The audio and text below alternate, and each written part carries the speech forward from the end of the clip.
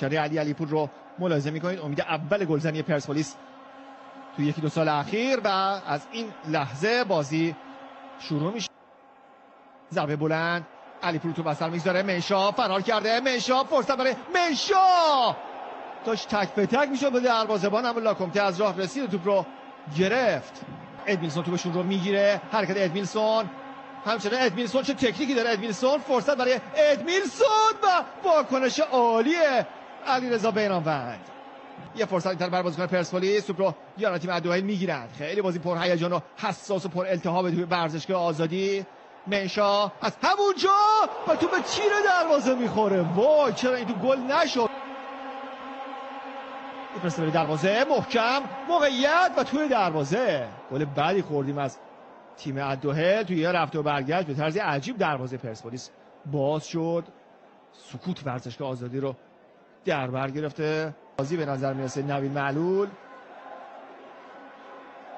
بله گل به خودی شد، خورد به احمد نوراللهی و در دروازه قرار گرفت. ارسال بلند به روی دروازه، موقعیت در بازیکن پرسپولیس، یه ضربه خطرناک در مقابل دروازه، فرصت برای پرسپولیس که با نفرات زیاد داره حمله میکنه. نه خطا نیست، نامتاهی توپو بیرون میاره. نامتاهی ارسال بلند و بیرانوند واکنششو میده. یه بازیکن پرسپولیس روی زمین افتاده و منشا توپ رو دور میکنه. پاس رو به عقب از راوی اشتباه میکنند. با قدر توپ بدون بازیکن پرسپولیس، بشار و عکس العمل لاکومته.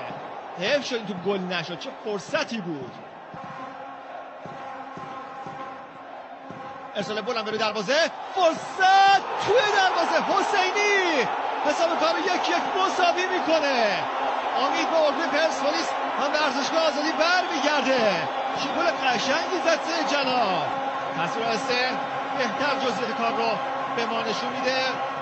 این توپی که رسید به سید جلال خیلی زیبا، پای چپش رو بالا آورد، پشت تو قرار رو بغل پا. این ضربه دقیق رو به توپ میزنه. با اینکه توپ روی پای غیر تخصصیش بود، قشنگ زد. به عنوان یه مدافع فوق‌العاده بود ضربه‌اش. آلیشا در منطقه جریمه زاویه تنگ شده، برمیگردونه توپ رو. حالا فرصت سانت، ارسال برای دروازه، موقعیت و ضربه سری که از بالای دروازه علی پور به بیرون زد. یه سانت بلند دیگه، فرصت برای منشا و ضربه‌ای که در اختیار دروازه‌بان یعنی لاکومته قرار میگیره. حرکت خوبی از اون جناح داره شکل میگیره برای تیم پرسپولیس. خود نوراللهی، ضربه این بازیکن که در چارچوب نبود. ضربه از حسینی. منشا یه فرار عالی میتونه شکل بگیره، اما بازیکن‌های تیم الدوحیل رو تو اثر گذاشتن. علی پور یه بدن میاد، عالی کار میکنه. علی پور تو کاتبکش بکنه، فرصت برای گل دوم و توی دروازه گل دوم برای پرسپولیس. 2-1 میشه نتیجه. ببین از این زاویه اول ببینیم، اینجوری نابود میکنه مدافع مقابلش رو. مندز رو زمین میندازه، پاس کاتبک به مقابل دروازه و گل به خودی که بازیکن‌های تیم الدوحیل به خودشون میزنن. اینجا تلاش سلطان بریک برای اینکه دروازه باز نشه فایده نداشت و خودش بود که رو به کنج دروازه خودی کوبید. بلند برای دروازه، ضربه سری که بیرون میره خوشبختانه و تهدیدی متوجه دروازه بیرانوند و پرسپولیس نمیشه. ضربه‌ای که بسام راوی زد، ضد حمله برای پرسپولیس. موقع برای منشا حرکت کرده، منشا میتونه کار تموم کنه. توی دروازه گل سوم برای پرسپولیس. بازگشت رویایی پرسپولیس در ورزشگاه آزادی. جای همه علاقه‌مندان فوتبال اینجا خالیه. این متمول قطری رو داریم اینجا میبریم. اینجوریه که منشا بازیکن مقابل رو فرید میده، بیرون دروازه‌بان رو ببینید. پلی استیشنی دروازه‌بان رو جا میگذاره، یه مکس میده و به این سادگی و به این زیبایی توپ از خط دروازه عبور میده. استاد بازی ضد حمله گادوین منشا.